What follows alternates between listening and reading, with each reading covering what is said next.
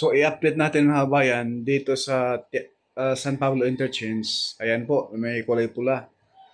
At hanggang dito sa Barangay Solidad, dito sa location na ito mga kabayan. Ayan po. Ito yung Barangay Solidad rito. Ang proper ay ito. Ayan, yung mga kabayan dyan marami. So, Barangay Solidad to San Pablo Interchange tayo mag-update mga kabayan. Sa araw ito, ito na po mga kabayan. Oh. Sakop pa rin po ito ng San Pablo City, Laguna.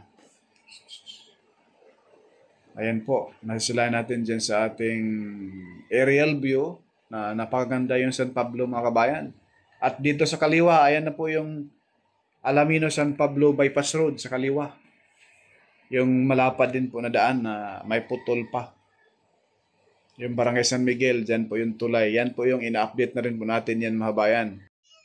Pwede yung mapanood mga kabayan sa ating YouTube channel, no? Porkay Studio. May mga update din po tayo dyan mga kabayan. Pati rin po sa Reels natin, sa FB page, Porkay Studio. Ayan na po mga kabayan, no? So dito sa portion na ito mga kabayan, itong kalsadang ito yung nakaabang papunta rito. Posible, no? Posibleng dito ito itama sa may SM ere ayan or terminal.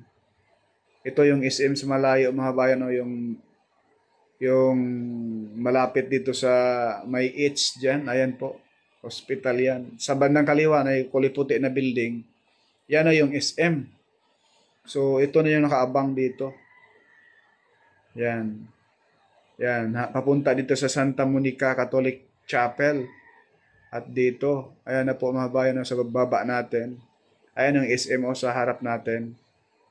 So, dito banda sa kaliwa, may terminal dyan, San Pablo Terminal.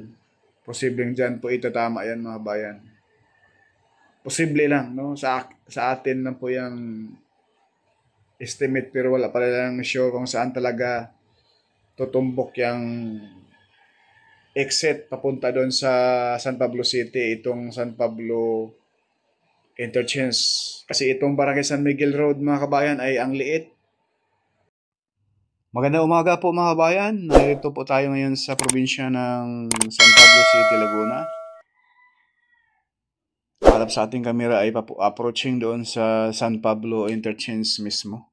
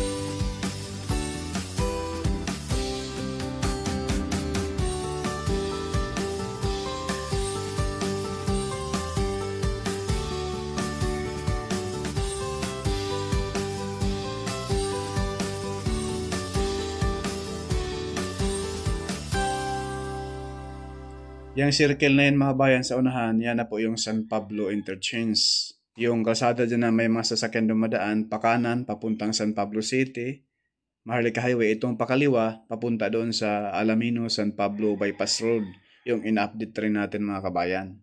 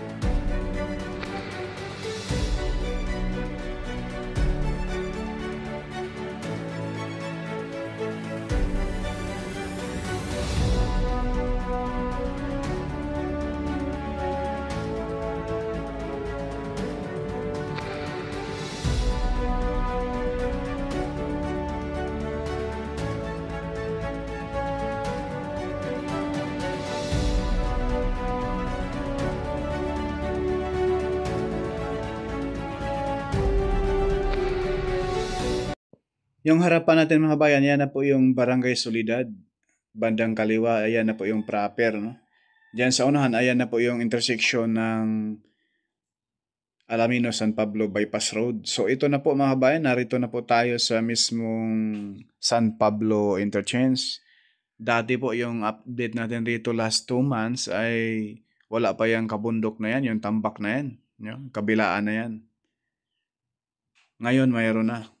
At may poste na rin po yung magkabilaan dahil magkakaroon yan ng tulay dyan mga bayan. Yung mismong ilalim yan na po yung pinaka main alignment ng SLEX Toll Road 4. No?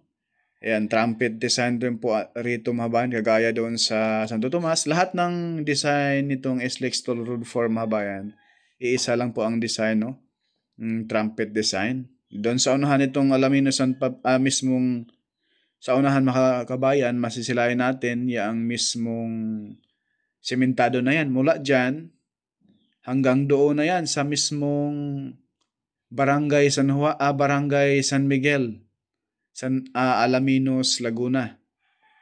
Dito sa areang ito, hindi pa sinisemento nila. Masisilayan natin yung baba. Magkaroon pa pala dyan ng pinaka main poste, yung gitna. Pero nakaready na po yan dyan mga bayan. Ang paspasan na gawa dyan ngayon yung mismong poste, magkabilaan. Masilayan nyo mga bayan itong palibot nitong San Pablo Interchange na talagang hitik na hitik sa mga puno. Hindi lang yan mga kabayan ha. Yan ay mga rambutan, lanchones at iba't ibang yaman na agrikultura rito sa San Pablo City, Laguna. Ayan po, masasilayan. Yan na po yung kalsada na tinutukoy natin kaganina sa ating aerial view sa mapa natin. Ayan po yung kalsada na yan. Yan na po yung nakaabang.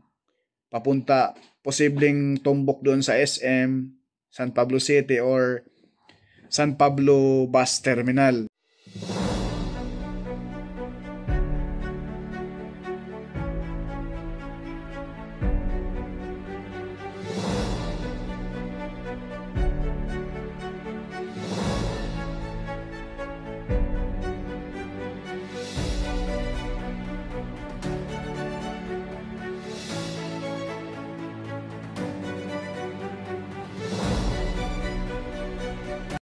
So, yung portion na yun mga bayan, hindi pa magalaw-galaw, posibleng hindi pa nagkasundo sa may-ari ng lupa dyan. Kaya hindi pa magalaw-galaw ng kontraktor papunta doon sa kung saan man tutumbok yung entrance exit dito sa San Pablo City, pa connection doon ba sa SM or bus terminal, no? Ang aking malakas yung kutob ko po mga kabayan, posibleng doon yan itumbok sa San Pablo Bus Terminal. Dahil wala masyadong bahay at mga lupa lang, no? Matatamaan dyan.